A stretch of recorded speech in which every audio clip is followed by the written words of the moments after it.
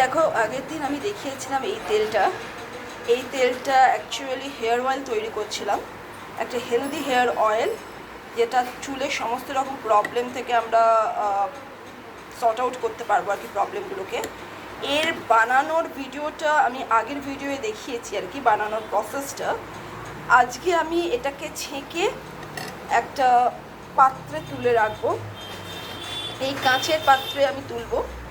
খুব ভালো হয় কাঁচের পাত্রটা যদি তোমরা ধুয়ে রোদে শুকিয়ে নাও। আমি রোদে শুকোনোর টাইম পাইনি, অল্প বিস্তর যা জল আছে সেটাকে ভালো করে মুছে নেব, মুছে নিয়ে এর মধ্যে তুলব।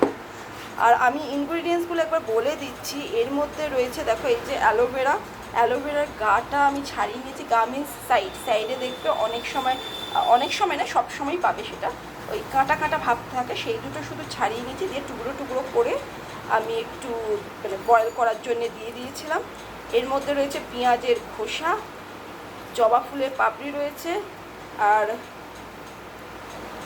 এই হচ্ছে কি বলে কারি পাতা, তার সঙ্গে মেথি রয়েছে, আর কালো জিরে মেথি, সর্ষের তেলও দিয়েছিলাম একটু। আর এটাকে আমি ওভারনাইট রেখে দিয়েছি। এটা আমি ফুটিয়েছিলাম অন্তত 20 থেকে 25 মিনিট। আমি এটাকে ভালোভাবে ফুটিয়েছিলাম।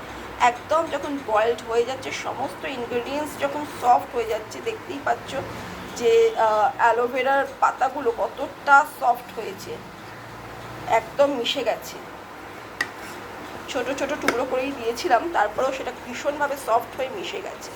তো এই প্রসেসটা আমি অন্তত ফর 25 মিনিটস বয়েল করে সেটাকে ওভারনাইট রেখে দিয়েছিলাম ঠান্ডা হওয়ার জন্যে। তারপরে এটাকে হাত দিয়ে চেপে চেপে ছেঁকে তুলে এই পাত্রের মধ্যে আমি রেখে দেব।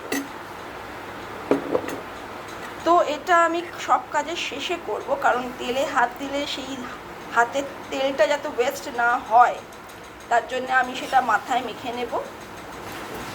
তাই সমস্ত কাজ হয়ে যাওয়ার পরে আমি এটাকে কৌটোর মধ্যে তুলে রাখবো বা শিশির মধ্যে তুলে রাখবো, যাই বলো না কেন। আর এটা ভীষণ রকম হেলদি চুলের জন্যে।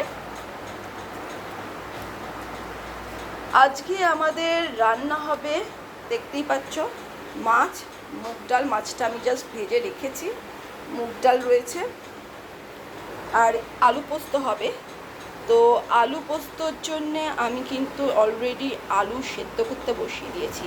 আমি বেসিক্যালি যেটা করি, সেদ্ধ করতে জেনারেল রান্নাগুলো হয় আমার গ্যাসে,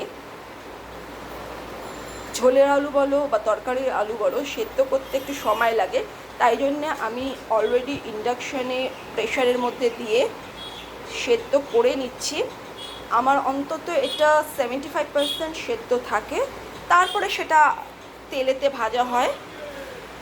যেটাকে ভাজার প্রয়োজন পড়ে সেটাকে ভেজে, বা বলতে পারো রান্নার সময় ম্যাক্সিমাম সবজি ভাজতে হয়, তাই আলুগুলো ভাজতে হয়, তখন একটু ভেজে নেওয়া হয়, বাদ বাকি যাতে পুরোটা সেদ্ধ হয়ে যায়। আমি এই কাজটা করি কারণ এতে গ্যাস বাঁচে। দেখো অন্য সবজিগুলো তাড়াতাড়ি সেদ্ধ হয়ে গেলেও আলু সেদ্ধ হতে বেশ সময় লাগে। তাই জন্য আলুটাকে আমি ইন্ডাকশানে বসিয়ে সেদ্ধ করে নিই। ইন্ডাকশানে সেদ্ধর কাজ বলো বা